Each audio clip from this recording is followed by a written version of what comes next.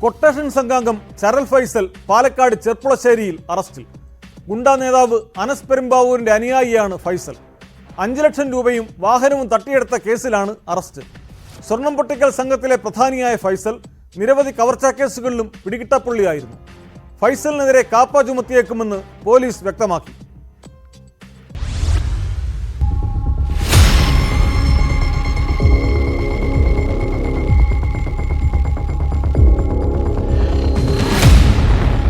Cherpulassery police കഴിഞ്ഞ ദിവസം arrest ചെയ്ത കുപ്രസിദ്ധ കൊട്ടേഷൻ തലവനായ ചരൽ ഫൈസലിനെ കോടതി റിമാൻഡ് ചെയ്തിരിക്കുന്നു.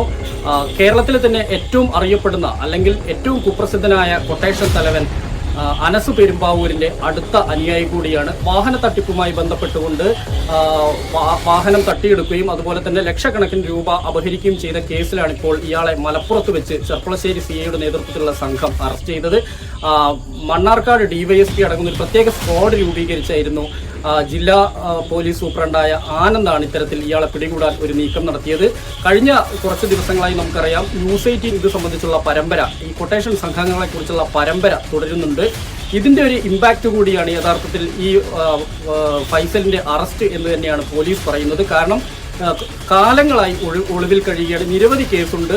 രാമനാട്ടുകരയിലെ സ്വർണം പൊട്ടിക്കൽ കേസുമായി ബന്ധപ്പെട്ടുകൊണ്ട് ഇയാൾക്കെതിരെ കേസുണ്ട്. പ്രധാനമായും ഈ സ്വർണ്ണക്കടത്ത് സംഘത്തിന്റെ സ്വർണം തട്ടിയെടുക്കുകയും ഇത് കൈവശപ്പെടുത്തുകയും ചെയ്യുന്ന ഒരു സംഘത്തിലെ പ്രധാനി കൂടിയാണ് ഇയാൾ. ഏതായാലും ഇയാളെ വിശദമായി പോലീസ് ചോദ്യം ചെയ്തിട്ടുണ്ട്. അടുത്ത ദിവസം ഇയാളെ കസ്റ്റഡിയിൽ ലഭിക്കുന്നതിന് വേണ്ടി പോലീസ് കോടതിയിൽ അപേക്ഷ നൽകും എന്നാണ് ഇപ്പോൾ നമുക്ക് ലഭ്യമാകുന്ന വിവരം. ഇയാൾക്ക് മറ്റേതെങ്കിലും കൊട്ടേഷൻ സംഘവുമായി ബന്ധമുണ്ടോ, അതുപോലെ തന്നെ ഇയാളുടെ അടുത്ത അനുയായികൾ ആരാണെന്ന് ഉൾപ്പെടെയുള്ള കാര്യങ്ങൾ പോലീസ് അന്വേഷിച്ചു വരുന്നുണ്ട്. എന്തായാലും ഇയാളെ കസ്റ്റഡിയിൽ ലഭിക്കുന്ന പക്ഷം ചോദ്യം ചെയ്തു കഴിഞ്ഞാൽ വിശദമായ വിവരങ്ങൾ ലഭിക്കും. ഒപ്പം തന്നെ ഇപ്പോൾ ദുബായിൽ ഒളിവിൽ കഴിയുന്ന അനസ് പെരുമ്പാവൂരിനെ കുറിച്ചും ഇയാൾക്ക് കൃത്യമായി അറിയാം. അതെല്ലാം തന്നെ പോലീസിനെ സംബന്ധിച്ചിടത്തോളം ഇയാളുടെ അറസ്റ്റ് വലിയ ഗുണം ചെയ്യും. കാരണം കേരളത്തിലെ കൊട്ടേഷൻ സംഘങ്ങളെ പരമാവധി അമർച്ച ചെയ്യാൻ സർക്കാർ ആഭ്യന്തര വകുപ്പ് നീക്കം നടത്തുന്നതിൻ്റെ ഒരു ഭാഗമായി വേണം യഥാർത്ഥത്തിൽ ഇതിനെ കരുതാൻ. സലീമിനെ കൂടി എന്തായാലും ഇയാളുടെ അടുത്ത അനുയായ സലീമിനെ കൂടി പോലീസ് തിരയുന്നുണ്ട്. എന്തായാലും ഇയാളുടെ സംഘത്തിലുള്ള മറ്റു ആളുകളെ കുറിച്ച് പോലീസിന് വിശദമായ സൂചന ലഭിച്ചു എന്നാണ് നമുക്ക് ഇതുവരെ അറിയാൻ കഴിയുന്നത്.